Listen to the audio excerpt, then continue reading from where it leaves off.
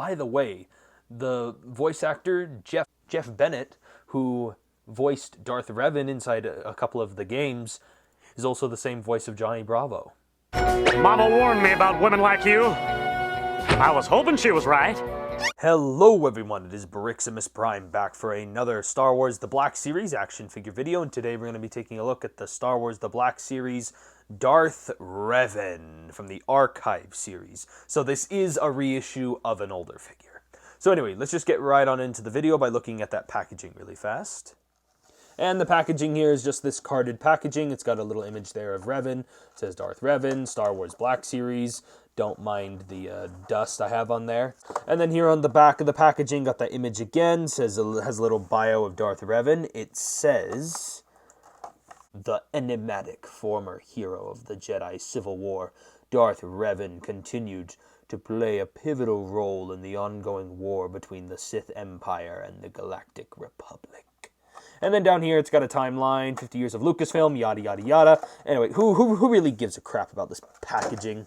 And here are Darth Revan's only two accessories, the only ones he really needs. He comes with his Jedi lightsaber here, which the hilt looks absolutely phenomenal, especially for an accessory of this scale and size. And the purple blade is absolutely beautiful. I always love the purple blade. And then the red Sith lightsaber here. Again, the hilt on this looks pretty basic, but still painted up really well, and the brilliant red blade looks really great. And I love this color combination of lightsabers, and it always has looked awesome, especially with Darth Revan. Darth Revan has always been regarded as being one of the absolute coolest and badass characters in all of Star Wars. Not just for me personally, but a pretty general amount of Star Wars fans. And taking a look at the ancient Lord of the Sith himself, Darth Revan's mask right here looks absolutely awesome. I love that Mandalorian heritage mask that he wears. My only problem with this head sculpt, and again, this is my only problem with the entire figure in general, is this hood is a solid plastic piece, so it's really hard to get in there and really see his hood and see his head under there.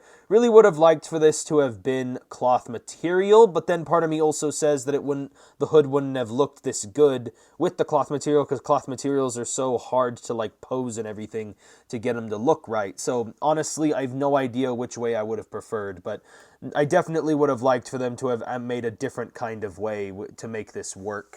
Perhaps something similar to the Marvel Legends Doctor Doom, how he's got the hood piece attached onto the head, so the hood kind of moves along with the actual Doctor Doom head itself. And again, it's posed all nicely and molded in that specific shape, so it doesn't break any of it. It has a natural flow to it. Maybe something similar to this would have looked nice here on Darth Revan. I love the armor, and I love this copper color that they used all throughout it. He's got that nice belt with all these rings right there, and he does have the cloth material cape with those little ripped bits at the end. Always awesome. Again, this nice glossy color looks great, and I love all the sculpted in wrinkles and everything. And then he's got his tunic down here. You got the molded little flap here. And again, I love all this torn up material. And again, because this is the cloth material, you can move it out of the way, so you can look at those amazing shin guards. Those look awesome. And also you can move these out of the way to accommodate for posability, which, speaking of posability, again, like I said before, the figure really could have used more range in the head. You really just get some slight side to side, but the problem is if you move it too much, he's just looking into his own hood. So again, it's a little limited. Would have liked something a little better on that. Shoulders can rotate forward that far. They can move back that far before this little rubber part of the hood gets in the way. Shoulders can move outward that far. They can rotate at the elbow, bend at the elbow just at 90 degrees. The wrist rotates and hinges up and down. And then he's got a nice diaphragm joint, which allows for some waist swiveling, allows for a slight ab crunch, arching back, and a little bit of diaphragm pivot, mostly for swiveling. There is a actual waist swivel proper, but it is hindered by the cloth material here, so it does kind of get in the way.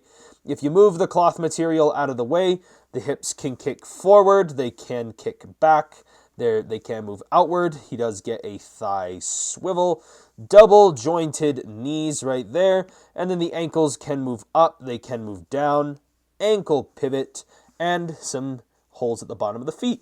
Very on par with Marvel Legends articulation here, especially for a Black Series. Again, my only complaint is that hood and hat. You want to see my chest hair? It's blonde and curly. No, wait. And you can improve his articulation if you introduce a figure stand. And once you get Darth Revan with his lightsabers and a stand and just all that posability, he just...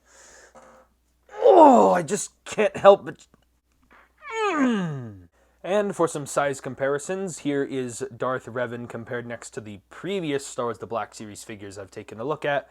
The Black Series Mandalorian Dark Trooper and the carbonized Paz Vizsla.